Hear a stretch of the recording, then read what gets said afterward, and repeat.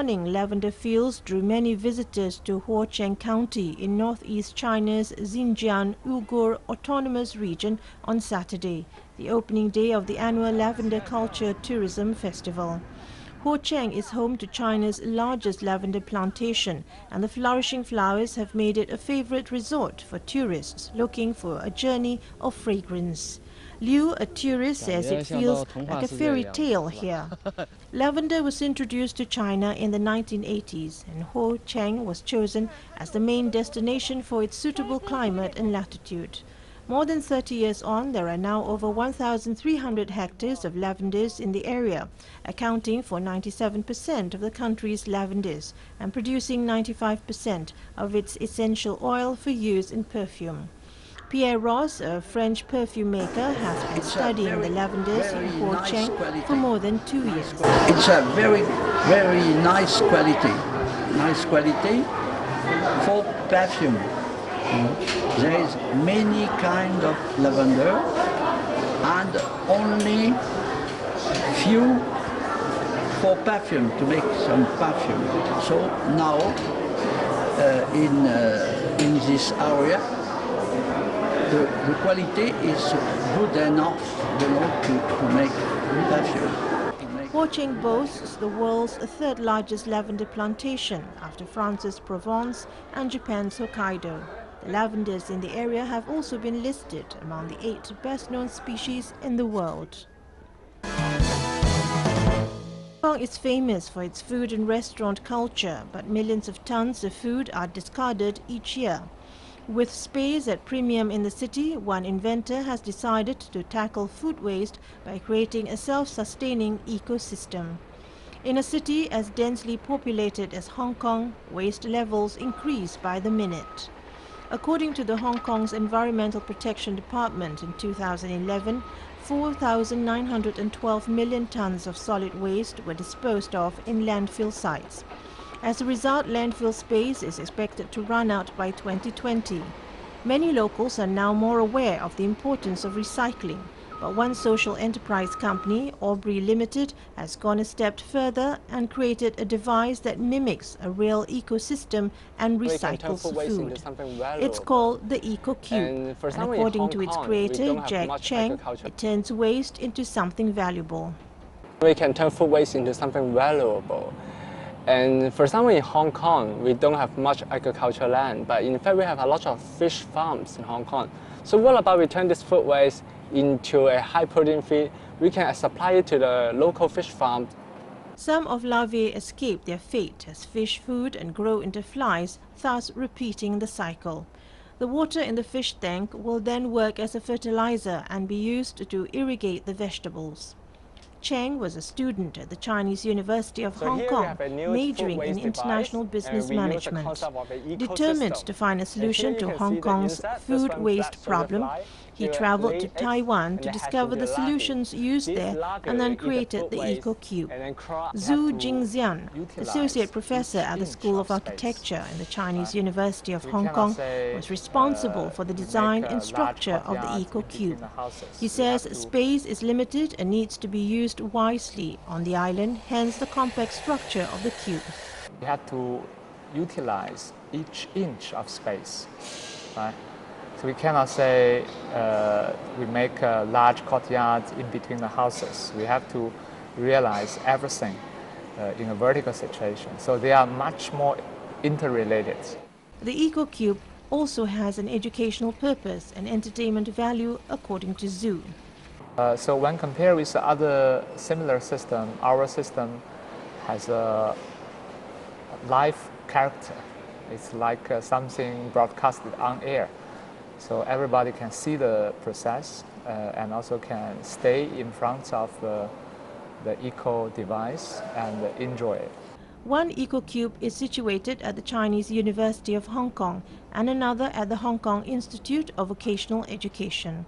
The company hasn't sold any Eco Cubes yet, but they are expected to sell for about $25,758 US. The first phase of turning the traditional Amiriha house in the historical city of Kashan, Isfahan province, into a five-star hotel is completed. When completed, this wondrous house will be opened as a lavishly furnished and decorated traditional hotel. Iran's Vice President and Head of Cultural Heritage, Handicrafts and Tourism Organization, Masoud Soltanifar, opened the first completed phase. The renovation and conversion of the house into a traditional hotel took almost 20 years. There are a number of traditional houses in the city which are to turn hotels in a bid to attract more tourists. Soltanifar said that more foreign tourists are showing interest in traveling to the country in recent months.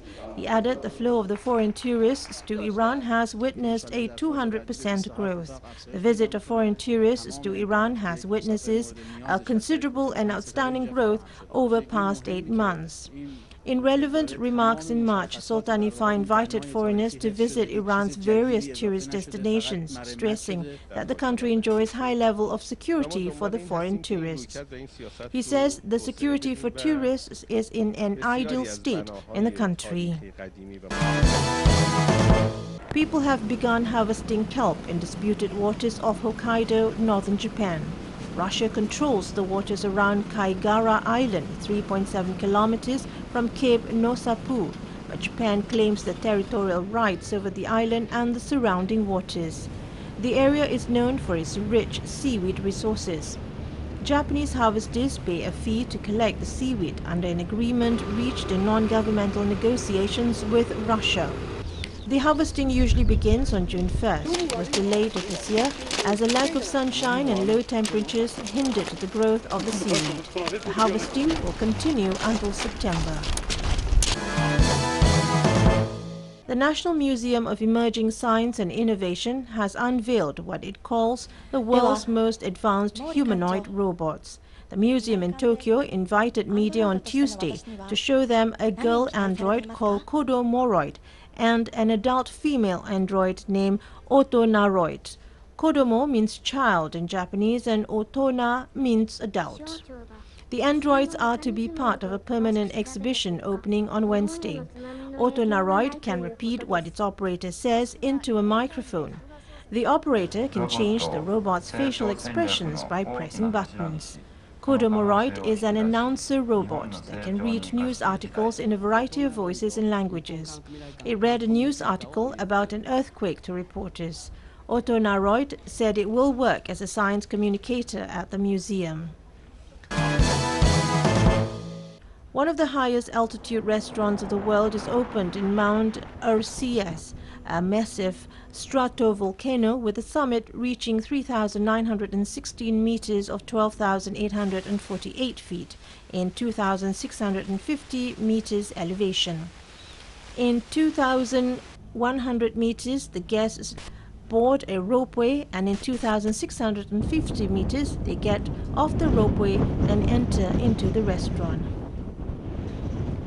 People prefer the restaurant in such a remote area for two reasons: to see the amazing landscape and to eat sujuk, the traditional sausage of Kayseri, the province that the mount is located at. People view the landscape through the binoculars. The lady just graduated from university, and she says she came here with her family to celebrate her graduation and thinks this is the best address for a celebration. Meanwhile, the chef of this restaurant recommends the sujuk, which is a traditional sausage of Kayseri. Locals as well as tourists came to the restaurant to eat their sujuk. For this lady, she came here to watch the landscape as it is amazing. The food is also awesome. Everything is perfect. The villagers in El Mali County of Antalya had collected signatures for an application to dry the Avlan Lake in 1970. It had seemed as the only way to increase agricultural lands. The authorities had agreed and drained the lake in the same year. The lake bed had been converted to agricultural fields and a road had been built right in the middle of the lake bed. After a while, however, the ecosystem of the region had been paralyzed as a revenge of the nature. The crops had withered away and agricultural revenues had decreased substantially. Thousands of villages had to migrate to urban due to deteriorating economic conditions. To stop and reverse the ecological enhanced economic decline of the region, the villagers from 37 villages around the region came together and founded the Organization for the Preservation of Avlan Lake in 1994. The organization had collected signatures for a new application to revive the Avlan Lake. At the end of a bureaucratic negotiation and scientific research process, the recovery process started in 2001. 13 years after the start of the process, the recovery now is almost complete. The traffic was transferred to another road and the lake waters filled the lake bed again. The birds returned to the lake. The sheep herd started to graze along the lake. Thanks to the recovery, the ecosystem of the region is also getting better day by day. Construction work of the Lotus Tower at the Dr. Wijewardena Mawata in Colombo has been expedited. This tower is the 5th tallest tower in the world and the tallest multi-purpose tower in South Asia. The Telecommunication Regulatory Commission said that 5 meters of the tower is being constructed each week. The tower will signify Sri Lanka's dignity and pride. $100,000 million are being spent for the construction of the tower. The project area covers 10 acres. Construction of 200,000 square feet of the basement, which is 20 meters deep, has been completed. The tower will start from the basement with 4 floors and its height will be 350 meters. 4 escalators, which can move 7 meters per second, will be established in the tower. It will take only 2 minutes to travel 90 floors.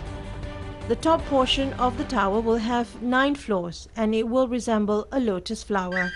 The building will consist of a rotating restaurant, party halls, star-class hotels and various other facilities.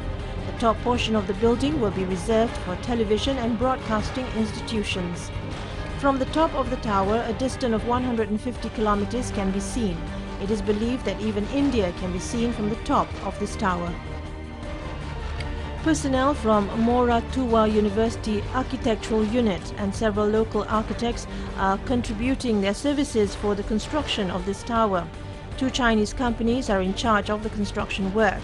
Anusha Palpita, the Director General of Telecommunication Regulatory Authority, said that the tower will be launched in the year 2016. He said that it is expected that the construction work of the tower be completed by January next year. The tower will be in operation as well as for the people to see it from the month of June next year.